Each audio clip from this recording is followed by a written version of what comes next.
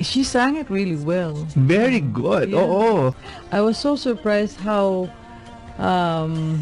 intellectually smart she was as a singer.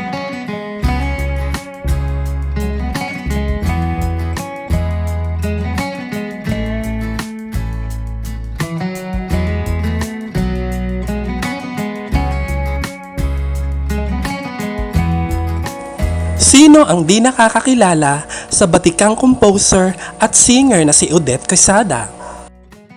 Una siyang nakilala noong 80s bilang composer ng mga kanta ng mga sikat na OPM singers tulad ni Coolie Desma, Rick Sigreto, Jam Morales at marami pang iba. Siya ang lumikha ng mga popular na kantang Till I Met You, Don't Know What to Do, Don't Know What to Say, A Smile in Your Heart na hanggang ngayon ay pinapatugtog pa. At dahil marunong ding kumanta, siya ay gumawa rin ng kanyang sariling album kung saan sumikat ang kanyang awitin na Friend of Mine at You're My Home. Noong nasa Amerika si Ate Guy, 2009 ay namit niya si Odette at ang asawa nitong si Boji Dasig. At ang mag-asawa ang nag-produce ng huling album ni Nora bago siya mawalan ng boses na pinamagatang Habang Panahon. At ang mga kanta dito ay likha ni Odette at Boji. Ilang beses nang nagpabalik-balik dito sa bansa si Odette para sa matagumpay ng mga concert at 3 years ago ay na-interview siya ni Noel Ferrer sa kanyang programa kung saan may magaganda siyang sinabi patungkol sa pagiging mga awit ni Nora Honor. Tell us about this song by Nora Honor, Habang Panahon.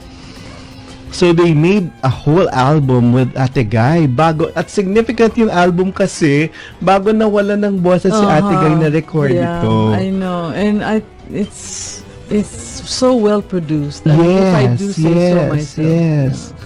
We very, very inspired work, arrangement-wise from Boji, and she sang it really well. Very good. Yeah. Oo.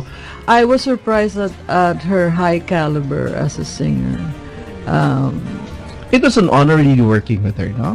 It was. I mean, I was actually, I knew she could sing. I knew she had a good voice, but I was so surprised how intellectually smart she was as a singer. Artist Bihira talaga, yun di ba? That's true. Maraming magandang boses, pero bihira yung matalino sa studio.